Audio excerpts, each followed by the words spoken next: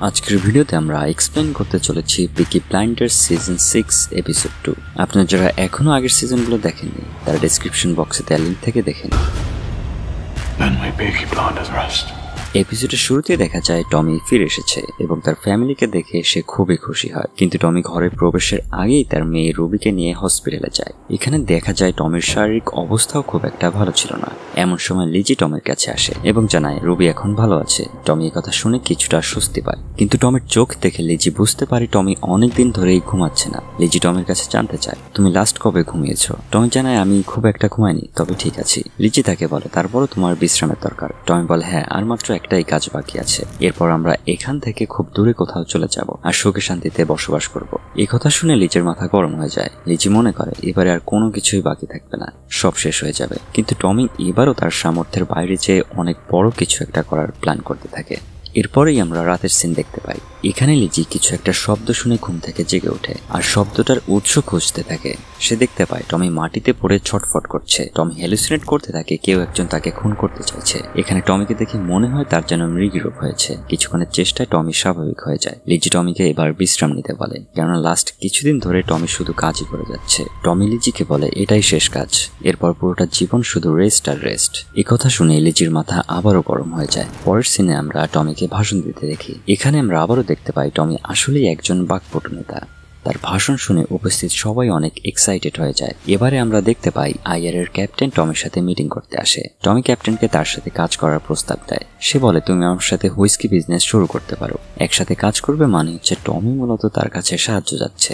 এবারে টমি তাকে একটা চিঠি দেখায় আর বলে, এই চিঠি জ্যাক নেলসনের কাছে এসেছে প্রেসিডেন্টের তরফ থেকে। আপনারা তো জানেন জ্যাক নেলসন ইংল্যান্ড যাচ্ছে তার এক্সপোর্ট লাইসেন্স করানোর জন্য, কিন্তু টমি বলে সেই মূলত এখানে আসছে এটা দেখতে যে এখানে তার শাসন চলছে কিনা। আইআর ক্যাপ্টেন এটা দেখে একদমই অবাক হয়ে যায় যে টমির হাত একেবারে প্রেসিডেন্ট অবধি রয়েছে আর এই টমের আন্টিকেই সে কিনা খুন করিয়েছে। কিন্তু এত সবের পরেও টমি তার উপর কোনো প্রতিশোধ নিচ্ছে না, আবার উল্টো তার সাথে মিলে বিজনেস করতে যাচ্ছে।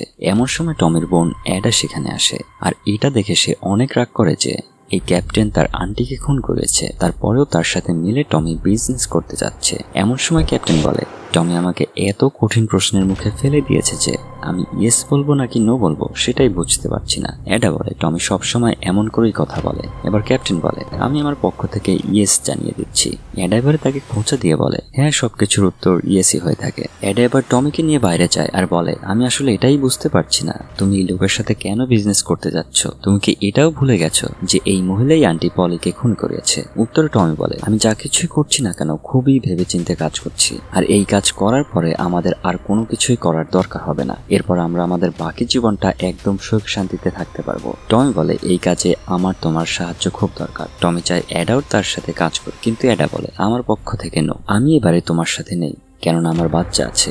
তোমার তো আর তোমার জীবনের কোনো পরোয়া নেই, কিন্তু আমার আছে। এটা আরো বলে, আমার এক ভাই যে কিনা সারাদিন নেশা করে মাতাল অবস্থায় পড়ে থাকে, আর অন্য একজন যে কিনা তার জীবনের কোনো পরোয়াই করে না, সে যা খুশি তাই করতে থাকে। এখানে আমরা বুঝতে পারি অ্যাডার আসলে টমির উপর অনেক অভিমান জমা হয়ে আছে। এরপর আমরা দেখতে পাই টমি এলফি সলোমনের সাথে দেখা করতে চায়। ভিতরে প্রবেশের আগেই টমিকে বলে দেওয়া হয়েছিল যে ভিতরে স্মোকিং করা নিষেধ, কিন্তু কে শুনে কার কথা। টমি সবার আগেই সেখানে স্মোকিং শুরু করে, যদিও এলফি তাকে নিষেধ করতে থাকে, কিন্তু টমি তার কোনো কথাই পাত্তা দেয় না। এবারে টমি এলফিকে তার প্ল্যানের ব্যাপারে ডিটেলসে বলতে থাকে। সে এলফিকে বলে, বস্টনে তোমার যে জমিটা আছে সেটা আমাকে দিয়ে দাও, যেন যাদের দরকার তাদেরকে এটা দিয়ে আমি সাহায্য করতে পারি। তবে এর বিনিময়ে টমি এলফিকে তার আগের ক্ষমতা পুনরায় ফিরিয়ে দেবে। আর এলফি সলোমনের সেই পুরনো স্বভাব, সে প্রথমে একটু আপত্তি জানালো, পরে অবশ্য টমির প্রস্তাবে সে রাজি হয়ে যায়। এবারে সিন শিফট হয়ে মাইকেলকে দেখানো হয়। এখানে মাইকেলের সাথে তার ওয়াইফ জিনা দেখা করতে আসে আর বলে, আমি জ্যাক নেলসনের সাথে ইংল্যান্ড যাচ্ছি, তার মানে তার আঙ্কেলের সাথে যাচ্ছে।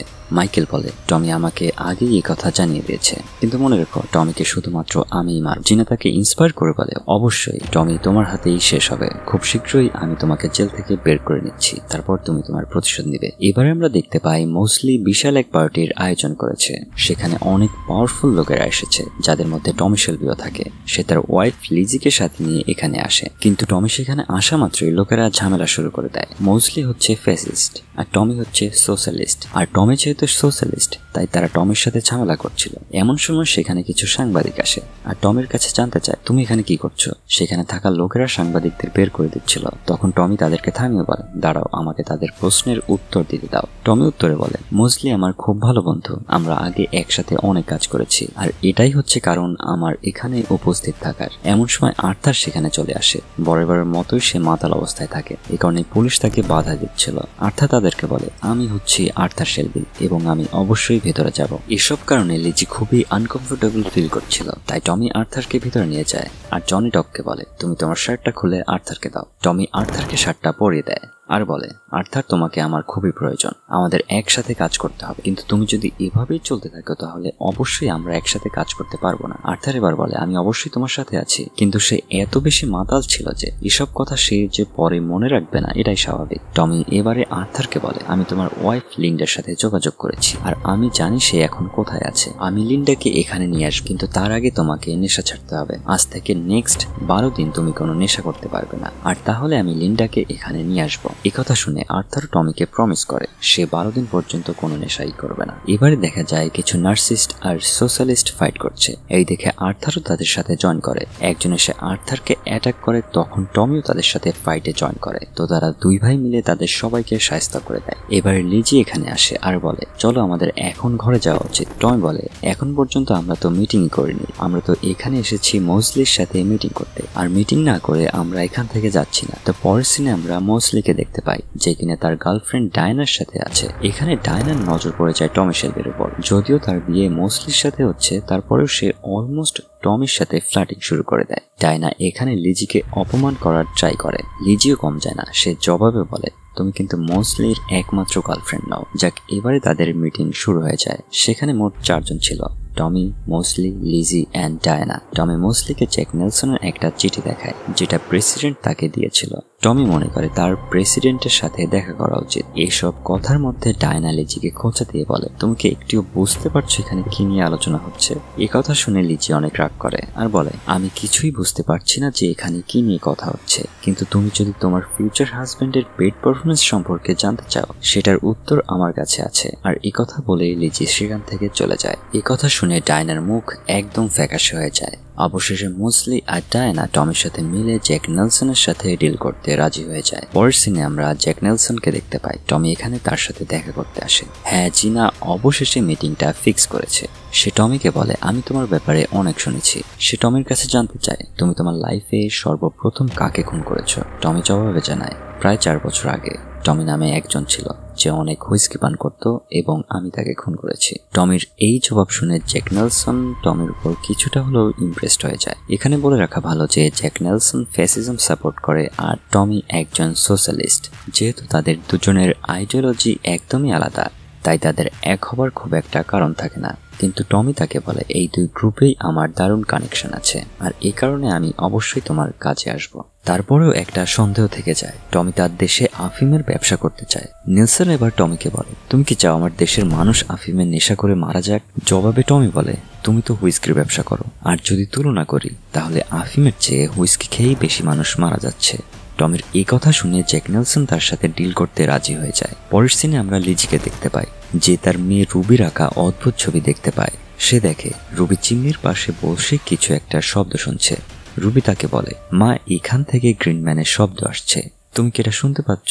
মেয়ের মুখে এমন কথা শুনে লিজি অনেক ভয় পেয়ে যায় আর দুশ্চিন্তায় পড়ে যায়। সে তখন টমিকে ফোন করে এসব কথা জানানোর জন্য। অন্যদিকে আমরা টমিকে দেখতে পাই, সে ভাষণ দিচ্ছিল।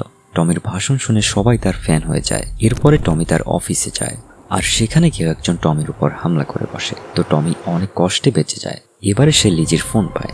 লিজি তাকে বলে রুবির অবস্থা অনেক বেশি খারাপ, কি করব আমি কিছুই বুঝতে পারছি না, তুমি যত দ্রুত সম্ভব এখানে চলে আসো। সে টমির কোনো কথা না শুনে সোজা ফোন রেখে দেয়। কি আর করা, টমি এবার বাড়িতে যায়। লিজি টমিকে জানায় যে রুবির শরীর আসলে কতটা খারাপ। টমি দ্রুত এক মহিলাকে ফোন করে। সে আর কেউই নয়, সে হচ্ছে জন শেলবির ওয়াইফ এজমি শেলবি লি। টমি লিজিকে বলে আমি তার কাছে যাচ্ছি, আর সেই হচ্ছে একমাত্র ব্যক্তি যে আমাদের রুবিকে সুস্থ করে দিতে পারবে। তো এরই সাথে সাথে এপিসোড 2 এর এখানেই সমাপ্তি। খুব শীঘ্রই এপিসোড 3 আপলোড করা হবে। আমাদের চ্যানেলটি সাবস্ক্রাইব করে আমাদের সাথেই থাকুন। আর ভিডিওটি শেষ পর্যন্ত দেখার জন্য অসংখ্য ধন্যবাদ। Please like, comment, share and subscribe.